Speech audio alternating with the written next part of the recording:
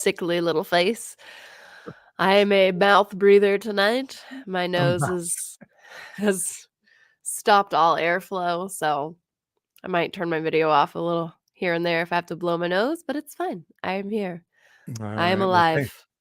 thank you for toughing it out like Michael Jordan with us tonight. And thanks for all of you being with us. Our usuals are in the comment section already. And John and Stephanie and Douglas and all the folks that join us week in, week out. Zoe. Stephanie.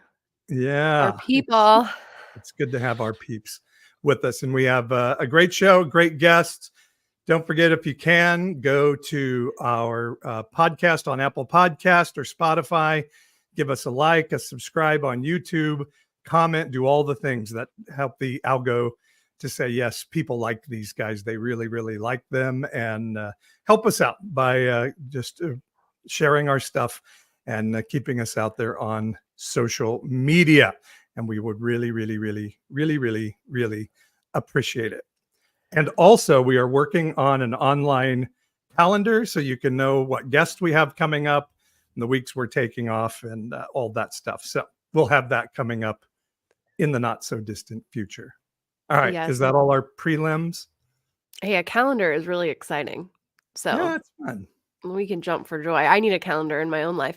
Yeah, I think that is all of our prelims. I'm a little disappointed, not to call anybody out, but everybody out at the same time, that no, I don't think anyone left a new review after I asked for it for my birthday last week. Rude.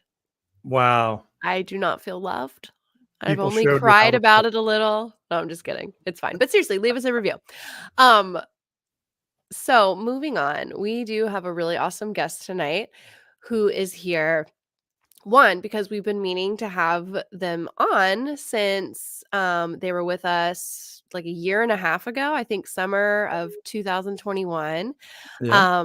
Jenna of the Gianu system came on and talked to us. And here I Hey, am. welcome, Jenna. I was in the green room making like happy faces. I was like, I don't know if they could see me. And I came in. I was like, oh, they can all see me now. Welcome. There Yeah. you So are.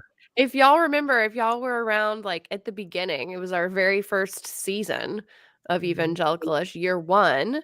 Jenna came on and talked to us about having D.I.D. and what that journey was like. And it was, I think that was one of the more fascinating episodes we've had. Like, I still think about it a lot, and I feel like we barely touched the surface. So, and for those that don't know, D.I.D. stands for Dissociative Identity Disorder. That used to be called multiple personality, right? Was the old name, and then they changed it. So anyway, Jenna, real briefly, because there's another reason why we have you on tonight that we'll get to in a second, but give us a little like brief synopsis of what you do and why you do it. And by the way, before you do that, Jenna, I'm just having a freak out moment to think, there was a time when I didn't know this person. Like, there was a time in my life I didn't know you. It seems really strange now to think about. Oh, I probably should just say Jenna's like a few years. Jenna is also a real life friend too. Mm-hmm. Like, we used to live in the same town, so I didn't want to downplay that. And I've moved away from her. Sorry. Mm-hmm. Yeah, I haven't gotten over it. So just so you know, it's fine. But yeah, so I have D.I.D. and to summarize for the people not familiar with dissociative identity disorder, we'll start with dissociation. Everyone dissociates. It's like the brain's low power mode where it just kind of checks out. Like when you're driving home and all of a sudden you're home, and you're like, oh, how did I get here? That's dissociation, but that's normal dissociation. When a person experiences repeated trauma before a certain age, during childhood, the brain can use this little trick in a way to help the child escape from something that is physically unescapable. And so that's dissociation. The identity disorder part of it is when all of us, when we're children, our consciousness exists in ego states. So, if you've seen a young child, like they can be having a complete meltdown one minute and then they're totally fine the next. That's because they live in these ego states of like curiosity and hunger, and they don't have a full like streamlined sense of consciousness. So if the child has a need from trauma to dissociate, the brain can put up barriers between these ego states.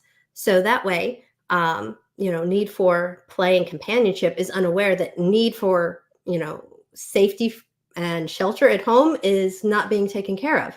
So play can go to school, learn some stuff, and when they come home, play is then cut off from the part that comes home and experiences home life.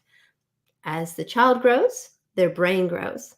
And these parts that are separated from each other also grow, unaware, but informed by the experiences that they have. And this is where D.I.D comes from. This is why it used to be known as multiple personality disorder, because these separate ego states are very differently informed. Like if you were only the worst things that happened to you, you would be a very different person than you are. If you were only the best things that happened to you, you would be a very different person than you are. And if you were both of those, but blocked off from knowing the other, that's what we are. So that's a rundown. We do advocating online and educating because when we found out we had D.I.D, it was very hard to find information. We were really like afraid. We didn't know what life could look like. We didn't know if it ever got better. And when it started to get better, we thought it was really important to be able to tell our story so that other people know that. So, especially with, I feel like there's a lot of disinformation around D.I.D or multiple personality, especially, growing up in the church, people would say, oh, this alternate personality that you have is demonic, or you just have demons and you need an exorcist or something like that. And in every movie where, the D.I.D people are all axe murderers and serial killers, and that's generally the portrayal. Exactly. Right. So, and then D.I.D is almost always or always starts because of trauma in childhood, correct? Trauma, yes. And it can be any repeated, inescapable trauma. So people were like, well, does it just have to be this type of trauma? No. Like for some people, it's medical trauma. But the trauma has to be repeated. Like there has to be repeated trauma and it has to be inescapable. Got it. So I'm sure we'll talk a lot more about this. And if you all have questions in the comments, feel free to leave them because there's so much to dive in. But there's a very specific reason why we had Jenna come back on tonight, which we've been meaning to have you back on for forever. But tonight worked out well because Paul, my co-host, I'm on this side. I know you're on that side. It's mirrored. So if you watch the show, if you only listen, you may not have noticed anything. But if you watch the show, you may have noticed Paul's appearance over the last year and a half or so has maybe changed ever so slightly, especially if you follow them on social media. You might notice nail polish and really cool earrings and vibrant colors. And, I have had people reach out to me and be like, hey, what's going on with Paul? And so we thought that we could answer that. Paul, what is going on with you? I will turn it over. And you were very kind and said, when you're ready to tell, we'll tell. And so I also have been diagnosed with dissociative identity disorder, which I didn't know for some 55 plus years of my life. And about 2015, 2014, hit a wall emotionally and spiritually, and had what my therapist says does not exist, which is a midlife crisis, but some version of that. Started going to therapy and was working things through. And I don't always remember exactly what the series of orders of things that happened, which is part of this whole neurodivergent way we do things in our brain. But I was watching a documentary about Woody Allen and his wife, Mia Farrow, or his partner, Mia Farrow. And one of their adopted children says that Woody had, molested her as a child repeatedly. And that young woman had become what she calls an adult advocate for survivors of childhood molestation. And she puts this graphic up on the screen, and I really wasn't even watching. I was kind of working, but all of a sudden I looked up and there was this graphic on the screen that says characteristics of an adult survivor of childhood molestation. And there were like 10 characteristics. And I'm like, I'm all those. Like, those all describe me. And so I began going online and looking at repressed memories, and other people saying, oh, repressed memories are bullshit, and all this stuff. And I had a therapy appointment the next day with my therapist, and I told him all of this. And I said, yeah, but I was never molested. Was I? And my therapist sort of looks off in the distance, and he's like, I almost never do this, but he said, you know what? I've known since the first day you walked into my office. It was, you just have all of the characteristics. And so obviously that created a big turn in therapy. And so then here comes this amazing person, Jenna of the Gianu system, and doing a show not only around D.I.D, but how the church has failed people in the area of mental health and emotional wellness. And I am absolutely a testament to that. And Jenna, you can jump in on the story here, because you noticed something of me as we were having the podcast together. Yeah. So, I explained it later to Paul because we didn't say anything directly at that time, but I was like, how gay people have gaydar. Well, as a multiple, I kind of have like D.I.D dar, like the did-dar, and it was going off. Like, as we were all talking, I would say things that usually singlets are like, oh wow, that's interesting, and Paul's over there like giving me the intense nods, and I was like, that's not the normal reaction I get. And by singlets, you mean not multiples, like not multiple, not plural. Yeah. Yes. And so me. You. Well, there you go. Although I'm starting to believe there's nobody who's absolutely a singlet, but yes, not DID, or what I was originally diagnosed as was DDNOS, which is dissociative disorder not otherwise stated, which means you don't have all of the characteristics necessarily.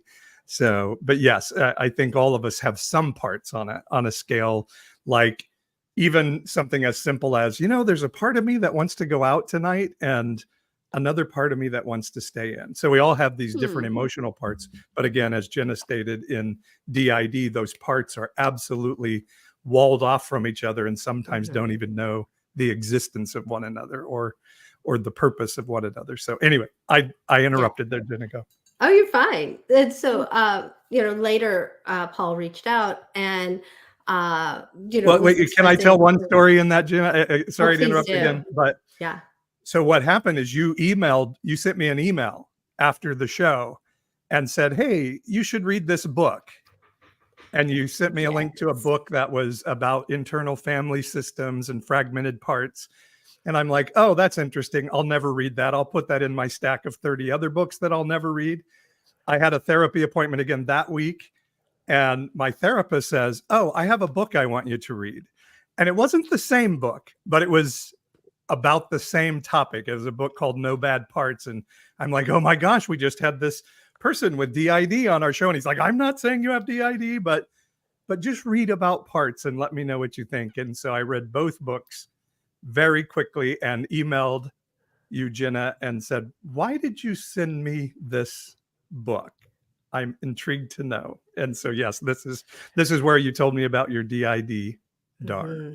My DID. Well, and so we say in the community that you shouldn't out someone to themselves, like that can be dangerous. And so like even when it goes off, you never tell the person. And so I was like, I'll just send him this book, because it starts like the book goes from PTSD on through DID. So, I could definitely tell like the PTSD stuff would hit. And I was like, if the other stuff hits, then Paul will come back with a conversation, which is pretty much what happened.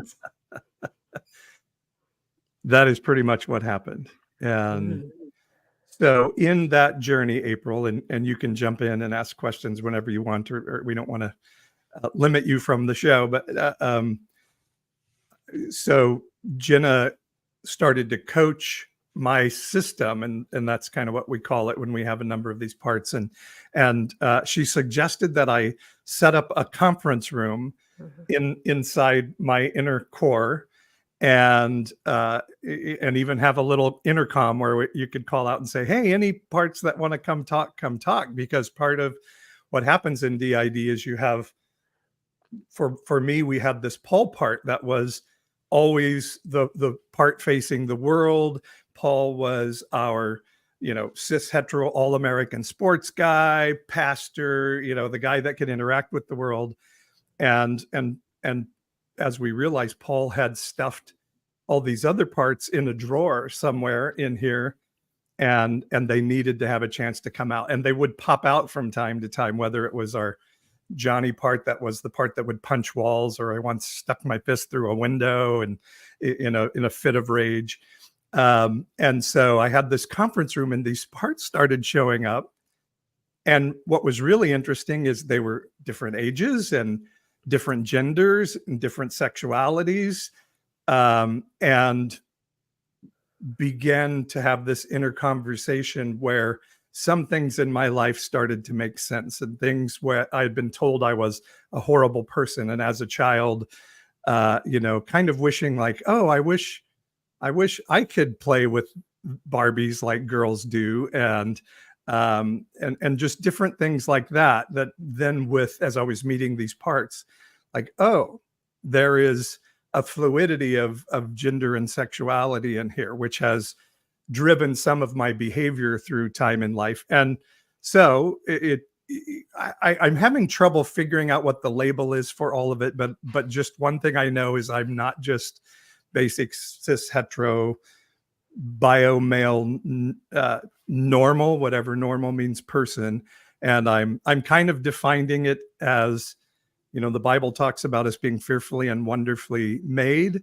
And I'm believing my system is fearfully and wonderfully weird. And once we have now kind of embraced weird and been like, oh, that would be kind of cool to have earrings. That would be kind of cool to get my nails done or get our nails done. We've just found these things to be so fulfilling and affirming of parts of different genders and sexuality, saying, thank you for affirming us and letting us do some of these things. And yes, I see Jonathan in the chat here in the live saying normal is boring.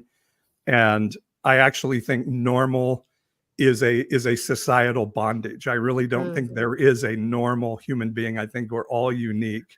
And I just wish everybody could learn this very messy journey that my system is on, to say, I'm very unique, and some say weird, and some say call me a freak online or something else in this weird time that we live in. But we're now saying weird is beautiful, and we love that. So that's been kind of the journey and where we are today, and now trying to figure out how does that work with family and with marriage and with jobs and interacting and online social media stuff, and really figuring out how we're going to make life work.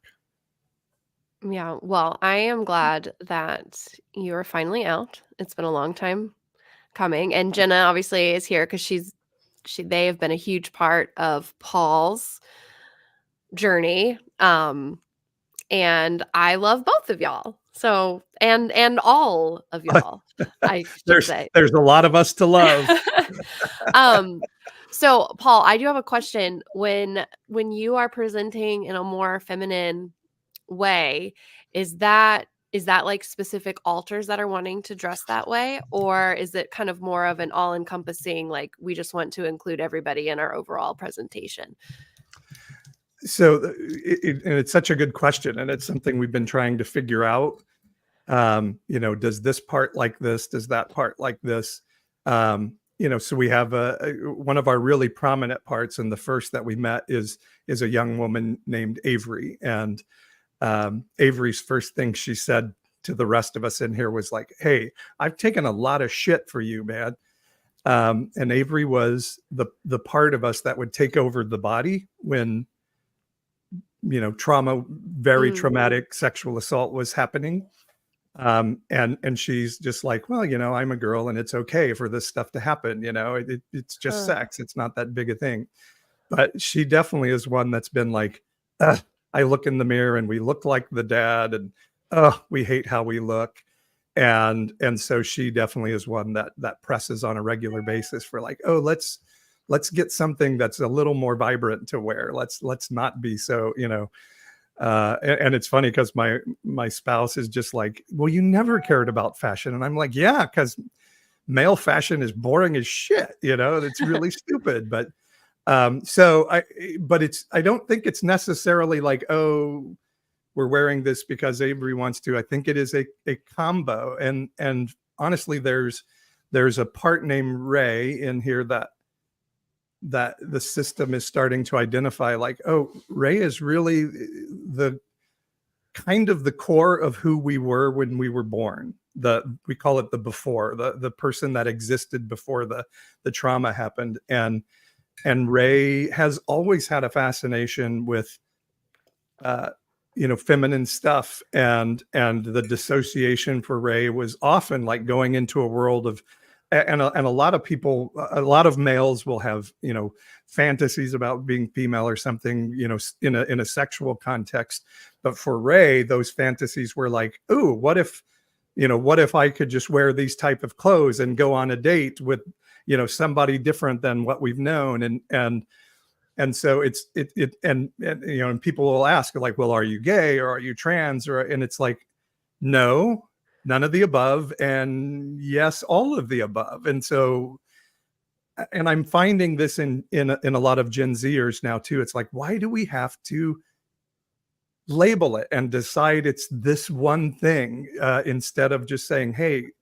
we're living out these different parts of us and letting them all be present.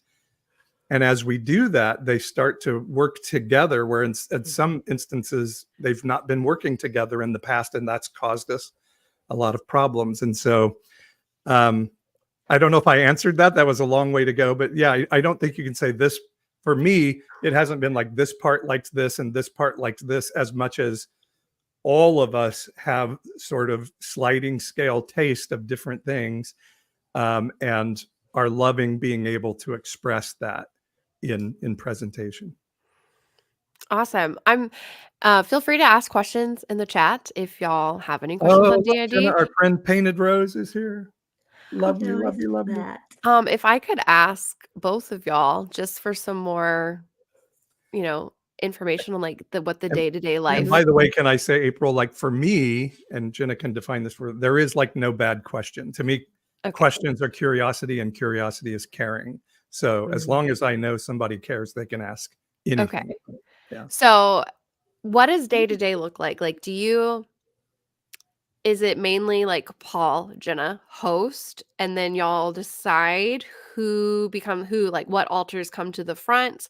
Or are there things that trigger certain altars to come to the front? Like, just how does one live with D.I.D? Because there's a lot of misconceptions out there in the movies that it's uncontrollable, that it's that it's not something that you can just live a normal life with, when clearly you can. So Jenna, do you want to answer that first? Absolutely. First, I'll say one of my favorite sayings has been like, if you know one person with D.I.D, you know one person with D.I.D. The presentation is going to be different because what that child needed to survive is going to be tailored to their circumstances because it's a survival mechanism. So for us, there was, so the host is the one who runs the day-to-day parts, like, welcome to my life, I'm the host.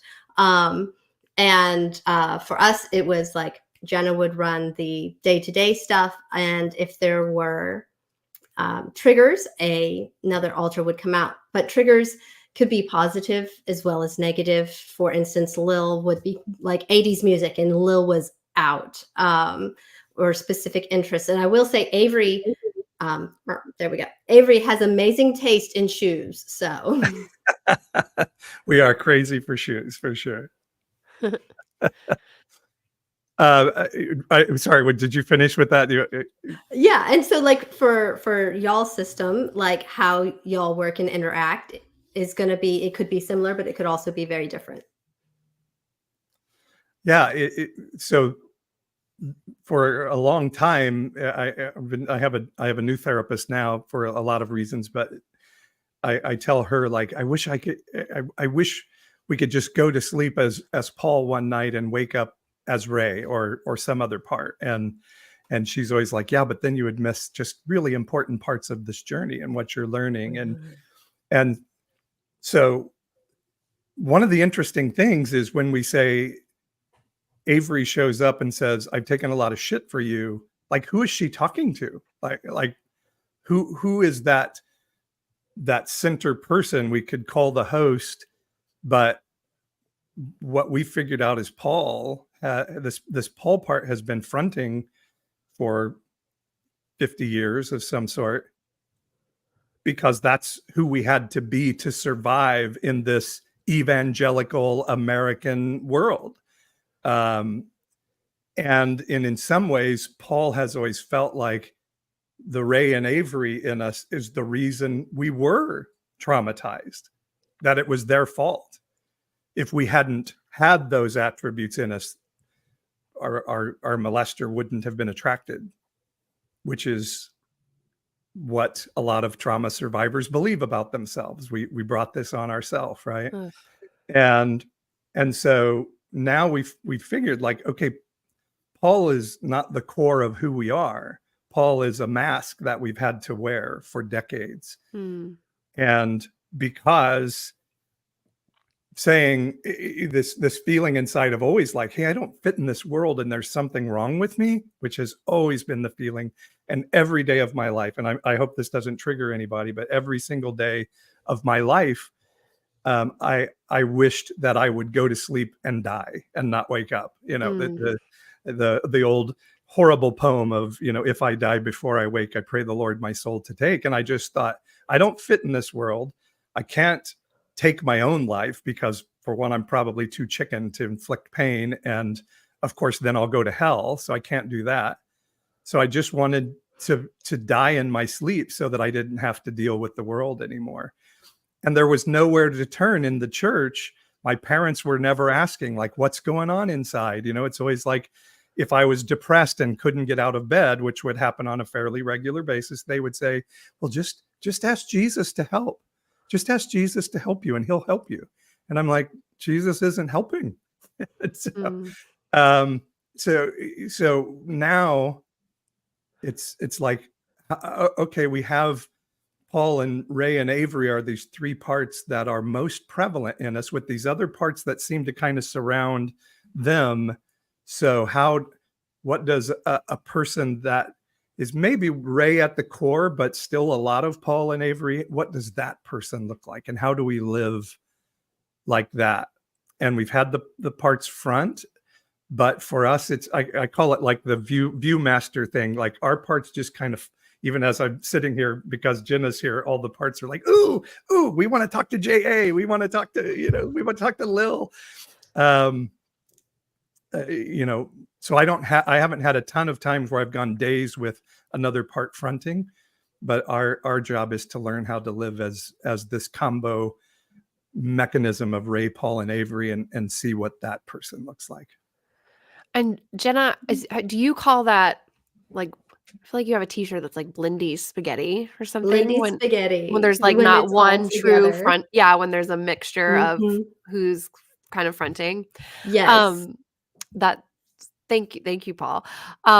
Douglas asked, which I think is an interesting question, is each identity or alter fully aware of each other, or are some parts hidden from the others? Do you want to take that, Jenna? Oh, sure. So it's a process. The DID is a covert disorder, so normally there's an aspect of not knowing. And so for us, when we first heard another alter, we only knew of one. That's all we could handle, and she knew that's all we could handle. We were not introduced to the others right away. And then there were 5, and we thought, okay, that's all. But because of like traumatic barriers and traumatic information that, once again, not ready to be able to process, there were still more that we hadn't met. And it would, like, slowly, as we were able to deal, and I mean just barely able to deal, like, let's be honest, that I was like super great, like I was just able to deal with it, more information would come. So definitely there can be hidden parts, hidden knowledge, and that's all part of keeping life going, because it would be too overwhelming. And definitely as a child, the information was unable to be processed. So the information was still there. And now, as you're getting the skills to process it, they're like, oh, hey, by the way, why don't you meet so and so? They have some interesting things that they might want to talk to you about. Oof. It's so interesting to, like I can, and I've always had these thoughts of sitting in the side of the room watching this happen to me, to my body, which was Avery. It's really weird to think about. And in a lot of ways I thought, well, this isn't even real. This isn't true. I'm crazy in my head and I'm making this up, because I have these memories of sitting on the other side of the room, watching this happen. And then as you get into therapy and you talk to wise people like Jenna, they start to say, no, that's what you do. Your core self exits the body because what is happening to you is absolutely unfathomable to happen, to be able to handle as a young child. And so you exit your body and allow what happens to happen. And so one of the things my therapist tells me on a regular basis now, and I'm sorry, this isn't answering Douglas's question, but that's how my brain works. But she tells me all the time, like, you're not sick, right? You're not broken.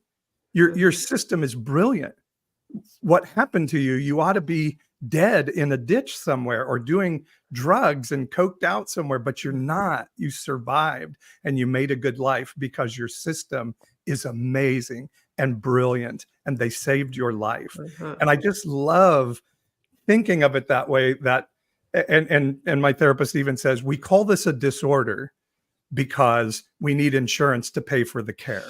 But you're not sick. You're not disordered. Your brain has done exactly what it's supposed to do. And even Jenna was pointing out something in the last show she was on, where I even said that term, fearfully and wonderfully made. Our emotional, spiritual health system is absolutely brilliant and amazing in how we can handle things that come at us in life. Yeah. I love that idea of looking at it. And we talked about this when Jenna was on before too, of that it's a way of survival. And it's something that saved y'all's lives, and like not just saved your lives, but got to where y'all were functioning in life. And wasn't until y'all were much older, because both of you were adults, when you were diagnosed and realized it. Paul, I wondering for you, when you were diagnosed with DID, was it something that surprised you, or were there things in your life that kind of made sense when you got the diagnosis, if that makes sense. Yeah, the answer to that is yes, all of the above. And it's been that way all along in therapy, because every little part that gets peeled back of the onion, it's like, oh shit, that's why I do this. That's why I do this. And so just, my first therapist saying, I knew you were a trauma survivor. I knew you were a molestation survivor. It was clear to me from the start. That was, I mean, that's nothing but an oh shit moment. But then you sit for a second and you're like, oh, now things are starting to make sense. These recurring dreams I had as a child, when I hardly remember anything of my childhood, but I would remember these snippets of these little recurring dreams. And all of a sudden, oh, those aren't dreams. Those weren't dreams. Those are things that are representations of what really happened to you. And so, yeah, my life makes a lot more sense now. I just thought I was a horrible person, a terrible boy, a young man who always fanciful, couldn't get life in order. And I had some success, but there always felt like I didn't quite live up to expectations. And now it's all like, oh, this all makes sense now. So very much and it's why it hurts my heart so much, because I think there must be so many people out there, and from my perspective, biological males who have been told, hey, don't run like a girl, don't throw like a girl, and for God's sakes, don't cry like one, who haven't discovered why they have this demonic thing inside of them that they can't get rid of. And in fact, it's just a protector inside of them saying, I'm here to take care of you. And it may not be the healthiest way to take care of yourself, but it's all the tools you got. And so God's not going to condemn you for using the survival tactics you have at hand. And I just want everybody to be able to have those moments, fucking messy moments, that you're like, oh, wait, but my life makes sense now. And it's just very, very freeing in the middle of being hella messy and turning your life upside down. Kate asked, what would you like to be referred to as far as your pronouns go? I'm going they, them, because I'm a multiple at this point. And I was actually using plurals to refer to self, and it's so confusing to people. And so I kind of conferenced with the system, and I'm like, can we just say I? Is that okay? And everybody's like, yeah, that probably makes sense. So, but yeah, I love the concept of they, them. So that's me. And we're also negotiating, like, does there need to be a name change? Does there need to be something that really denotes to us that Paul is not the full definition of who we are? And so we'll keep you updated on that. Those are sweet questions, by the way. I love what people are asking and saying. Someone asked earlier, if I can find it, Kendra asked, what are some things that some of your alters like doing? Jenna, you go first.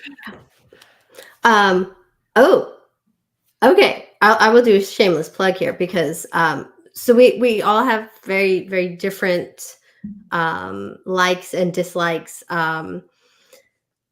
Very different. So for instance, Lil can draw and Jenna makes stick figures. That's it. Like, but for us, one of the things that we all have in common is writing. So we're an author. We have a dark and gritty vampire book, which is so good. It is good. I've read it. The sequel is coming out soon. And then we have a sequel, and it's also good. Advanced copy.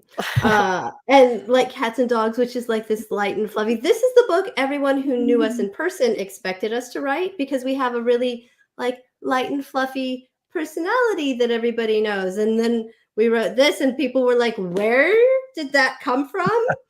And I was like, trauma. it's gotta come out somewhere. But I love how you say yeah, trauma, like light and fluffy. Trauma. TM. Um, we've definitely found we enjoy fashion and looking online for like what looks cool to wear. That's a very big change for parts in here, and again, just a lot of exploring what life is, and a lot of spirituality. And Jonathan is saying Anthony can't use I to save his life, huh, Jenna? It's one of Facts. your altars. Even when he set out to use a singular pronoun, like he knows we're masking.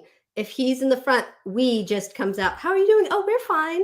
Like, sir, you said you could mask. Like, I didn't get that. Could you try again? Oh, my phone didn't get that. I thought we were hearing one of your altars. I know. Like, wow, real life right here. You can hear them too. Oh my gosh. And that's one of the things that I've learned in all of this is, there's always sort of an axiom in our society of like, it's okay to hear voices in your head, but when you answer that means you're crazy, which is a term I hate. But it's just, to me, it's such a robbery of who we are. And I've learned, some therapists say, cultures that are very spiritual cultures. And I know in America, we think we are, but actually American Christianity is like, oh, there was this one mystical act with a guy on a cross and nothing else is legit, but cultures where they expect to have spirits visit them and talk to them and process therapy much better because their mind is more open to hearing things. And, back to Douglas's question, like we continually had parts show up, and this part named Reg, who turned out to be Regina, showed up, and I found myself, I kept saying, but Reg seems different than like the other parts. There's something different. And then in a mushroom spiritual journey, we found out that Reg was not a part. Reg was a spirit, like a spirit guide, some may say, or maybe something ancestral from our family line, or some have even said maybe from another life, a part that is here to bring wisdom and guidance and stuff.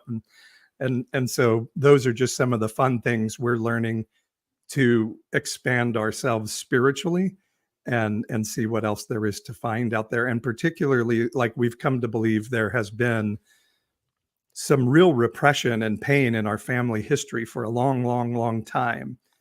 And that in some ways, I am being called as that person to end that in our family line. And so that's some of the work of what we're doing right now. And your altars and parts, they come with their own names, right? Like, y'all aren't naming them like pets. They come, they have their names, they reveal themselves. Is that right? Now sometimes they don't have a name. We Yeah. had one. Well, when E first came out, she kept talking about the little girl. Well, that was Lil, and since Lil just knew herself as me, like, who are you? She's like, I don't know, just me. It's like, well, why don't you pick a name so I don't just call you the little girl?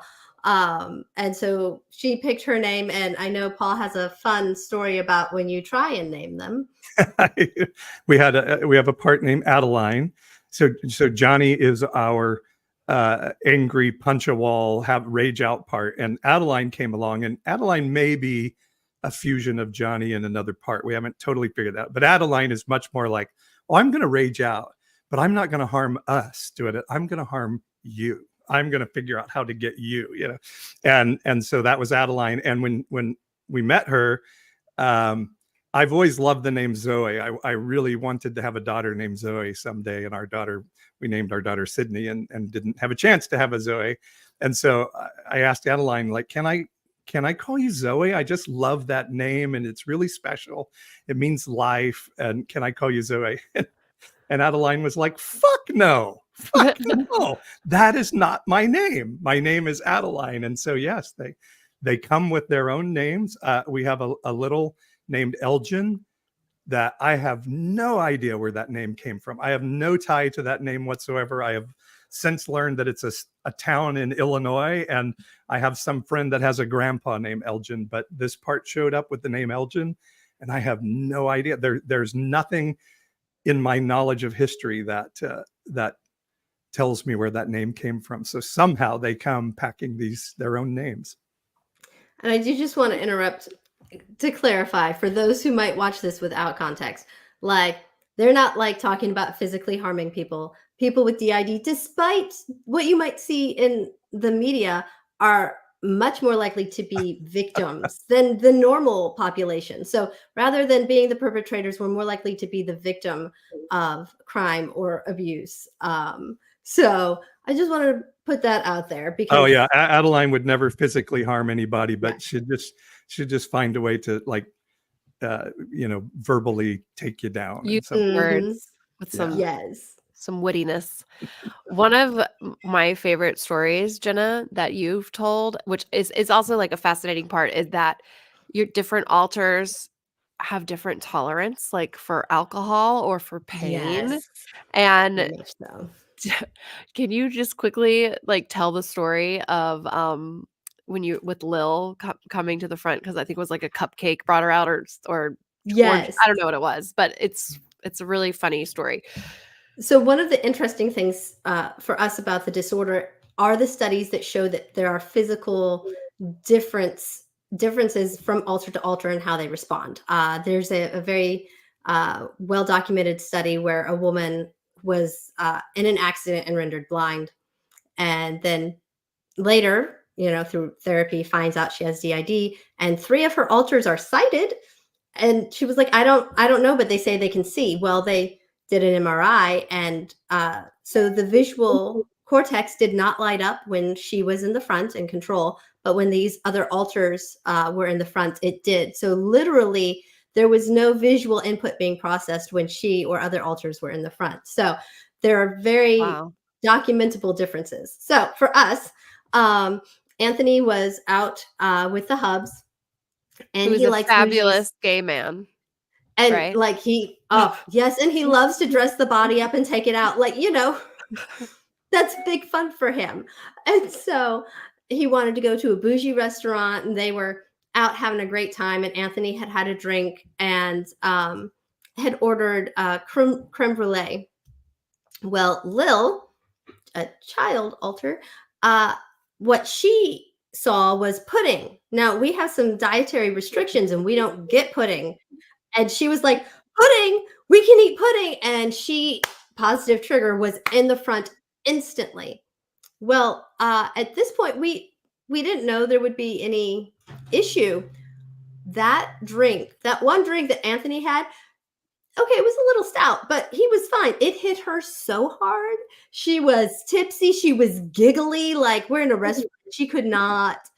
And now switching can be hard to do voluntarily. Like, a triggered switch just happens, but we had the hardest time getting her out of the front. I was like, oh no, Lil, come back. And she was like, I don't know how. She was having a grand time, like a little unsteady when she went to the bathroom. It took us 15 minutes to get this girl out of the front. And from then on, there was the rule, like, if there's been alcohol, no littles can come to the front. That's so fascinating. There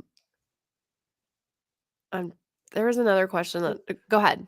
There was another question, and I want to throw out a stat because people are like, oh wait, isn't that thing incredibly rare, DID? Like, how odd, they all had me on, and then it turns out that Paul has it. DID is at about 1.5% prevalence, which is the same prevalence as OCD. And this isn't including DD-NOS, which is like DID without one of the criteria. So then it's even higher. So it's more prevalent in the population to be multiple than to have obsessive compulsive disorder. So I just want to throw that out there for y'all. It's a neurodivergence, and it's more common than you realize. It's just not commonly much lower than only 2% of the population are natural redheads. Mhm. So it's pretty close to that if you've seen a redhead in your life, which I am, you know. So you've seen Then one. you've probably seen like, look, there's 3 of us here, 2 have Yes. DID, 1 redhead. Look at us. But and it may be even more prevalent. I know when I got my diagnosis, my therapist just happened to be one of the experts in the field of DID in our region.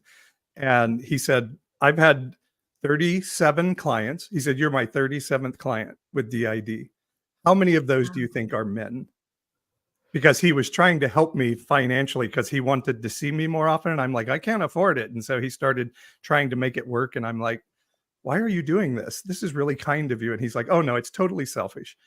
He says, 37th DID client. Do you know how many are men? I said, I guess a low number, maybe a third.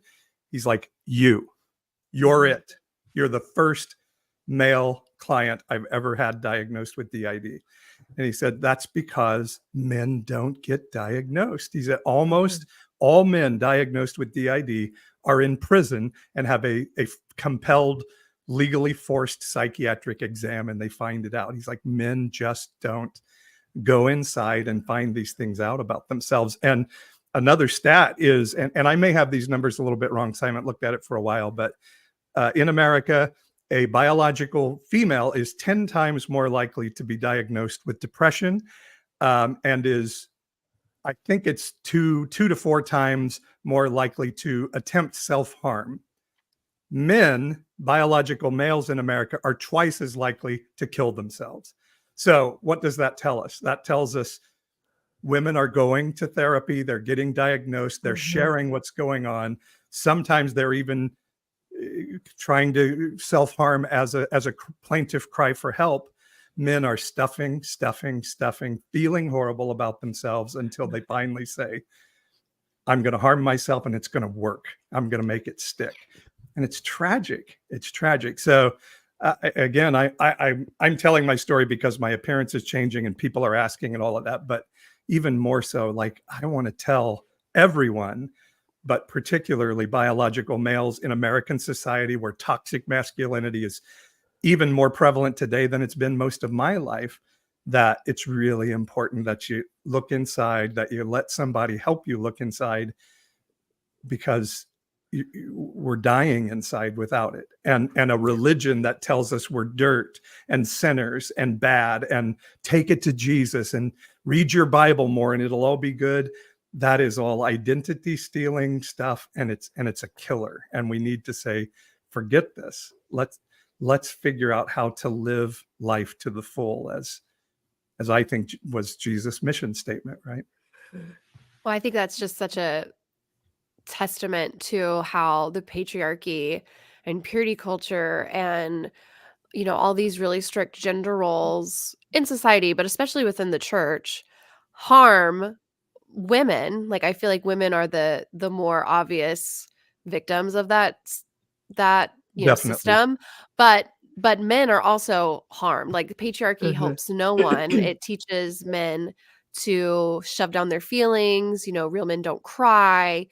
You have to be tough. Like, women can be submissive, and they can cry and they can have emotions, but men shouldn't have emotions. Men should just suck it up, pull themselves up by their bootstraps. And it's such a harmful, it's just a harmful way to live, no matter who you are. And I think, we've kind of looked over some of how harmful that environment, it's easy to look at these men like being in power, being like, oh, well, they're subjugating us, but they're also subjugating themselves by kind of wearing this mask and putting on this facade and trying to be this tough guy. But there's a lot of stuff going on underneath that, they have no one to talk to about it. And so many pastors too, like suffering in silence, not having anyone to talk to about their own quote unquote sin or struggles or whatever. It's a vicious cycle. I think part of the reason my childhood was as difficult as it was is because my dad was an Assemblies of God pastor, and he was hurting. I look back now and know he was desperately, deeply hurting inside and absolutely not allowed to express that. to be anything less than perfect. Certainly, I mean, he would even preach against going to a therapist or a psychologist or psychiatry. And so he was dying inside, and it just created a horrible environment in our home. And I'm my parts are trying, starting to have some compassion for him. And this Christian thing of like, oh, just forgive and move on is really harmful nonsense, because you get to be angry. I've had to learn to be angry because I was never allowed to be angry. That's why I was a rager, because just injustice would come flying out with Johnny.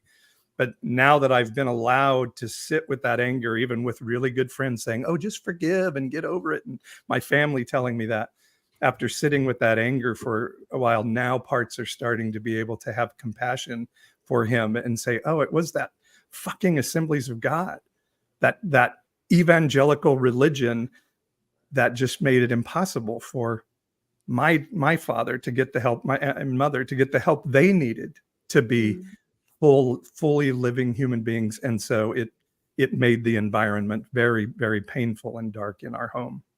Yeah, there's so much stigma in the Christian church surrounding mental health. Like, you're depressed, it's a demon. You feel like there's more than one of you inside, that's definitely a demon. And so you can't acknowledge that, you can't voice that. And it really does create a lot of toxicity.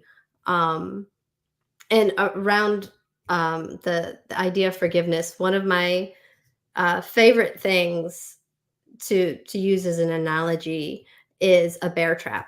So, like, I understand that my father is a bear trap, and I put my foot in there and it got absolutely mangled. And now, do I blame the bear trap for doing what it was made, like what its nature is? No, I don't. But I would be a fool to put my foot back in the bear trap. Like, I'm not going to do that. Do I hold it against the bear trap? No, but there's no way I'm going to have anything more to do with that. I need to take care of myself. I need to heal. As I hear all of that too, Jen, it makes me think of, like, I was trained to do exorcisms in evangelical, the evangelical model, to cast out demons. And now, having met Paul and some other parts that I can tell stories about, realize those were our protectors, and those parts are more than willing to harm ourselves to protect us. Yeah. And so they get identified as demons doing bad things in here. But when I think about us casting out demons, we were going after these protectors of these people and trying to rip them out. Like, the only protection they had for their heart and their psychology and their emotional well-being, we're ripping those things out of them in the name of Jesus. And it horrifies me now that I was ever involved in any of that, because it is cruel beyond belief. Well, you only know what you know. Right. It doesn't change the harm that was caused, but when you know better, you do better. And there are some people that do end up knowing better and still do shitty things. Yes. So at least we're not that, at least we saw, something that made us change and correct course. Because I went to AG, Assemblies of God colleges. So I know I have laid my hands on some people to try to cast out demons. My own spouse being one of them, so. To cast out their non-binary parts, right? Yeah. Gender confusion, believes it's stupid. If it's not cookie cutter with a smile on its face, then it must not be Christian. Exactly.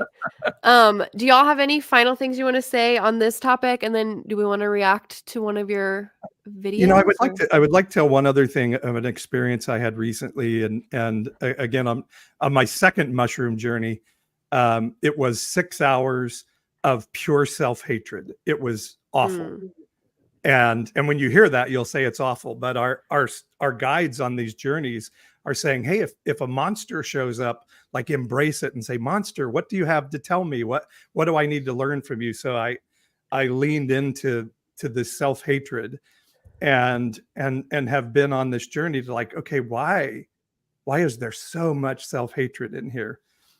And we realize, a lot of trauma victims have self-hatred because you can't blame your parent or the authority figure that is causing the trauma in your life because they're above reproach when you're a child. And so you take it on yourself. This is happening because of me. And even molesters will tell their victims, this is happening because of you. So that brings a big chunk of self-hatred. And then Paul is trying to protect us from people knowing Ray and Avery exist inside here.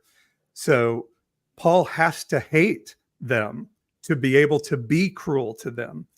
And so there's even, so we discovered this part that looked like a cockroach, and literally its name was Cockroach. And Cockroach was a self-loathing part.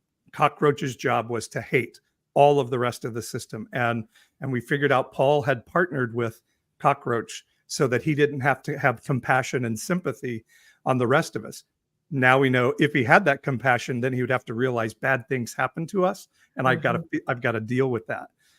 And so through a whole lot of process, we realized what we needed to do with Paul and Cockroach was to again say, we know you were doing what you were doing to save us. And to some degree, we can argue that you did exactly what had to happen to save us, but it's harmful.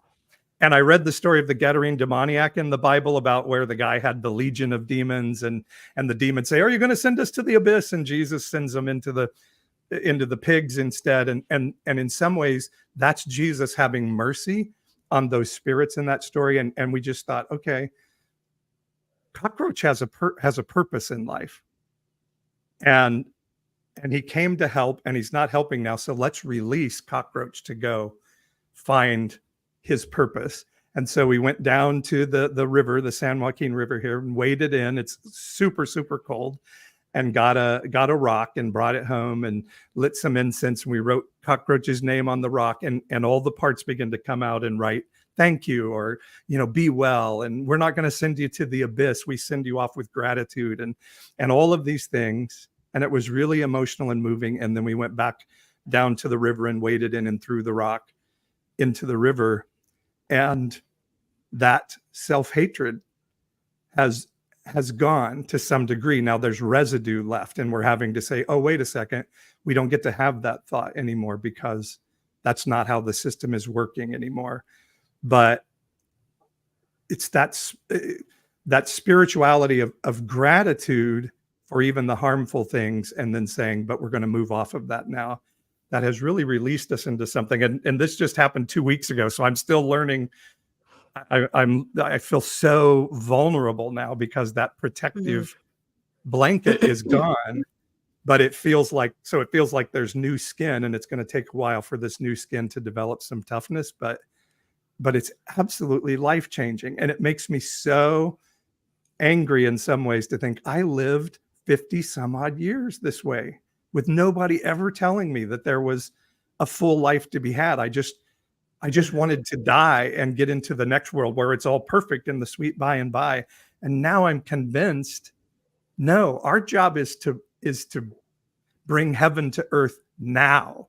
Like we are to work on these things now, even at 58. This is my job now. And so I am going to start living life, man. And instead of being shut down and just hoping that the rapture will happen and get me the hell out of here, because I think if we don't fix it here, we take it with us and we have to work on it in the next life. And so I think I'm going to work on it here. Well, you only live once, and we are here now. So why live for the next life? Because we don't have any tangible proof of what that life is even going to look like, but we do have tangible proof that we are alive right now, and we might as well make the best of what we've been given. Yeah, I'm not totally sure. I believe we only live once now, but that's a whole nother thing. But my atheist friends have told me this, and it didn't register for a while. But they're like, if there is no next life, no eternity. That means we have to do good now. We have to impact people now. I'm not going to wait for everybody to get to eternity and decide who's good and who's bad. I'm going to love people today. And that kind of didn't make sense to me, but now I get it. Like, yeah, I have to do things that are, even internally, I was like, well, we can live this shitty life and then go to the next life and it'll be good. No, I'm not supposed to hate myself. We're not supposed to hate the system. And so, yeah, that's the work of today and now. And on that idea of like, you know, parts that have these maladaptive coping mechanisms, like, you know, where you hate yourself, because some people are like, well, how does that help you survive? I don't know if you've ever seen like people on TikTok being like, please, you think your little comment can hurt me? You don't know the things I say to myself. Like, and it is protective. Like, if you hate yourself, nothing anybody else is going to do is going to hurt you worse than what you do. Like, it's fine. And it really is very raw to be vulnerable enough to accept love, because then there's like, oh, well, hate is a thing. And you have to be vulnerable enough to say, yeah, that's a thing, but I'm worthy of feeling love and acceptance for who I really am. That's beautiful.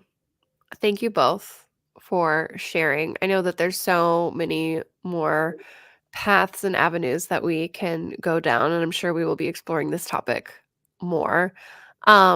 Jenna, where can people find you? Yeah, so you can find me at my socials. Gianu System is on TikTok and Instagram and YouTube, where we have longer form videos to be more in depth on educating and answering questions. If you all have questions about D.I.D, we have a You Have Questions playlist, and it's probably on there. And then you can find our books at jecraft.com, and it's craft like the cheese. Sadly, no relation, but you know. Kraft. And we also have on our Gianu System, we have our links to these in our bio. Woot woot. Yes, buy their books. They are lovely. Thank you. Paul, do you have anything else you want to say? Do we want to react to a video, or is it? Yeah, you want to end on a fun note? I know you're not feeling well, April, and we need let's do one. So an evangelical cringe. Cringe. All right, we'll do Mark Driscoll. He's always good, and maybe we can fit a Tucker in there. But this is so we play evangelical clips and blind react to them, or some of us blind react to them. Others have seen it, and this is one of our favorites, Mark Driscoll. 15, the Lord God took the man, put him in the Garden of Eden to what? To work. You're not a man if you don't work. You're not a man if you don't work. God made men to work. God didn't make men to vote for other men to tax men who do work so they don't have to work. God made men to work. This is before sin enters the world and before the curse. It's going to require more time and energy and effort because the work is now cursed. And as men, we need to accept that.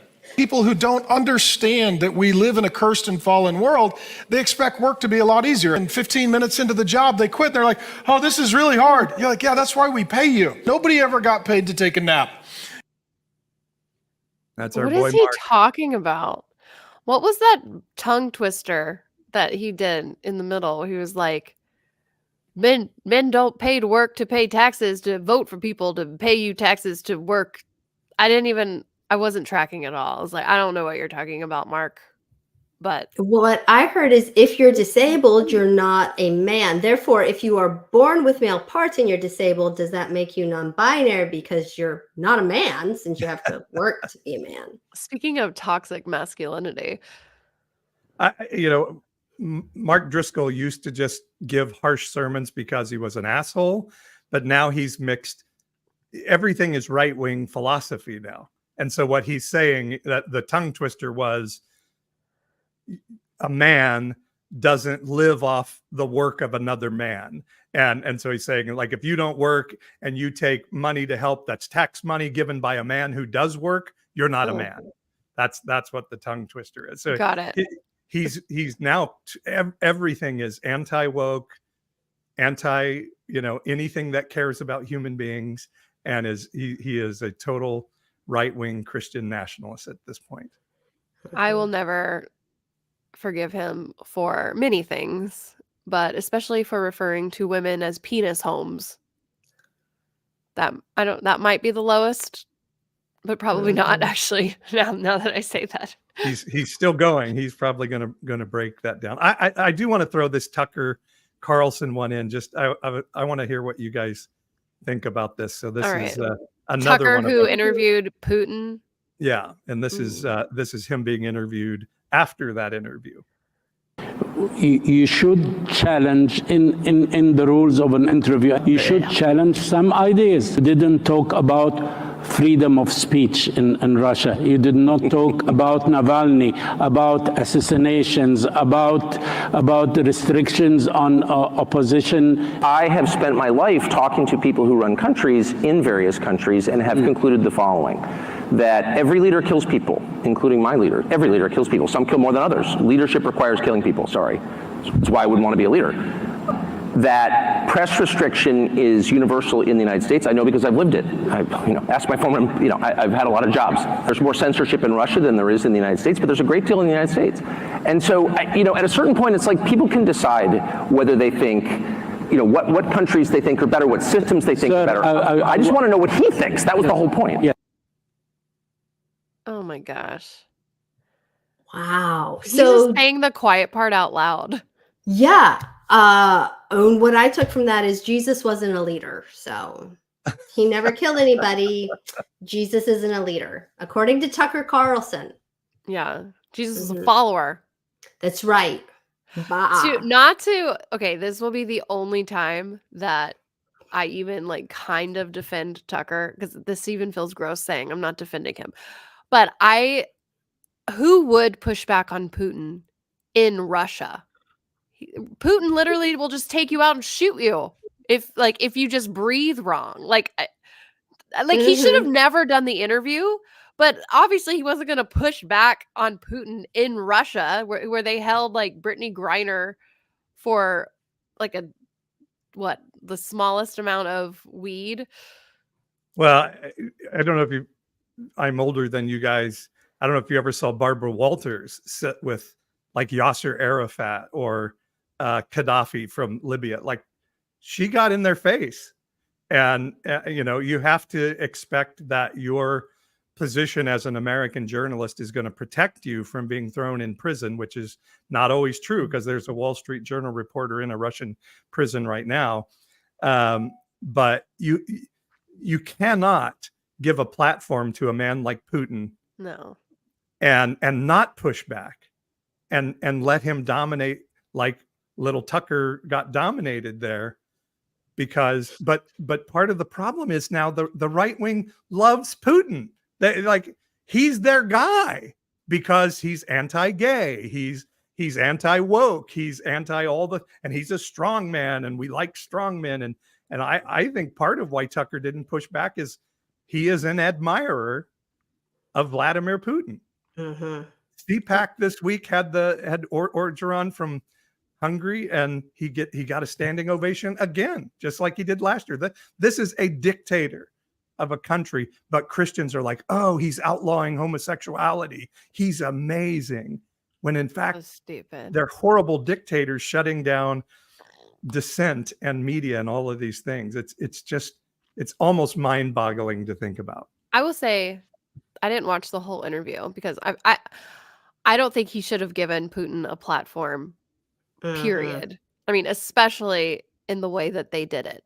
But there were a few moments, though, where if you look behind Tucker's eyes, though, he looks a little scared. And who would it be? Yeah. Well, state of this world.